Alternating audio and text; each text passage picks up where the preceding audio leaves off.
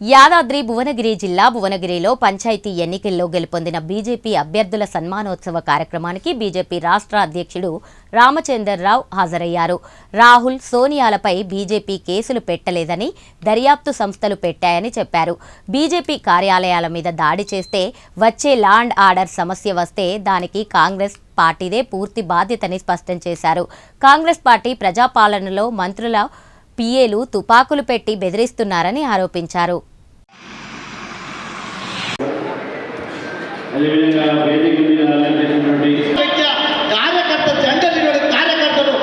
ఎందుకంటే స్థానిక ఎన్నికల్లో మీ అందరికీ తెలుసు, ఫస్ట్ క్యాష్.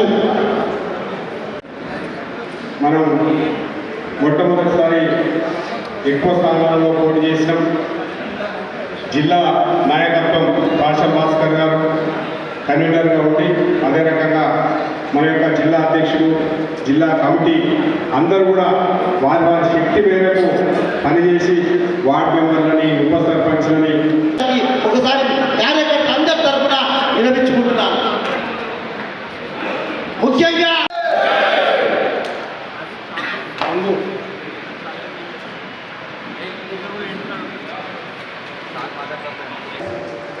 సన్మానోత్సవానికి చేసినటువంటి ఈ కార్యక్రమానికి అధ్యక్షత వహించినటువంటి జిల్లా రథసారథి గౌరవశ్రీ, అదేవిధంగా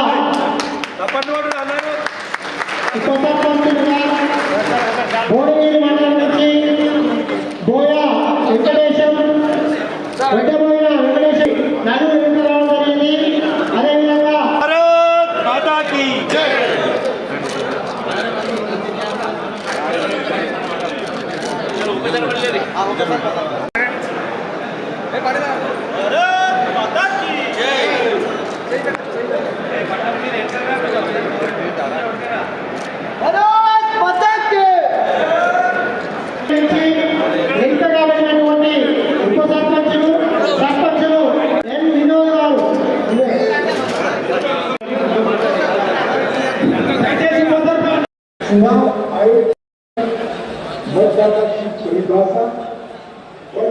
इसके बारे में स्पष्ट प्रावधान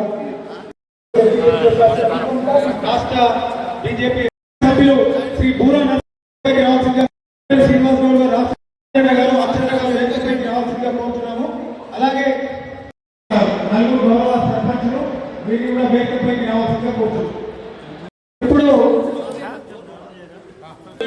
బొమ్మలరామారం మండలం, అదేవిధంగా కోయం మధుగారు రాజపేట మండలం, నరాల రామలింగం గారు పుల్లాయిగూడెం ఆత్మకూరు మండలం, కడం పాండురంగం గారు కొండమడుగు వాస్తవ్యులు బీబీనగర్ మండలం నుంచి వీరు నలుగురు సర్పంచులుగా ఎన్నిక కావడం జరిగింది. వీరందరికీ ఇప్పుడు వేదిక మీద సన్మానించడం జరుగుతుంది. అదేవిధంగా నుంచి నలుగురు ఎన్నిక కావడం జరిగింది. అదేవిధంగా పోచంపల్లి మండలం బద్దం వెంకటరెడ్డి గారు గోపిగూడెం, బీబీనగర్ మండలం నుంచి కాంగ్రెస్ పార్టీ వారి యొక్క ఆలోచన విధానం అర్థం కాదు. మనకు ఒక కోర్టులో ఏదో నేషనల్ హెరాల్డ్ అవినీతి కేసులో సోనియా గాంధీ గారు, రాహుల్ గాంధీ గారు యాంటిసిపేటరీ బెయిల్లో ఉన్నారు. మరి ఆ బెయిల్లో ఉన్నటువంటి ఒక సందర్భంగా ఏదో ఒక పిటిషన్ వేస్తే ఒక ఇంట్రీమ్ ఆర్డర్ పైన పట్టుకొని ఇది తప్పుడు కేసు పెట్టారని చెప్పేసి ఆరోపిస్తారు. మీరు గుర్తుపెట్టుకోవాలి, కాంగ్రెస్ పార్టీ చెప్తా ఉన్నాను, ఈ రాహుల్ గాంధీ గారు, సోనియా గాంధీ గారు మీద కేసులు ఉన్నాయి. వారు ఈరోజు వారి బెయిల్లో ఉన్నారు. బెయిల్తో పాటు వారి మీద ఇంకా కేసు ఉన్నది, వారి మీద అభియోగం ఉన్నది.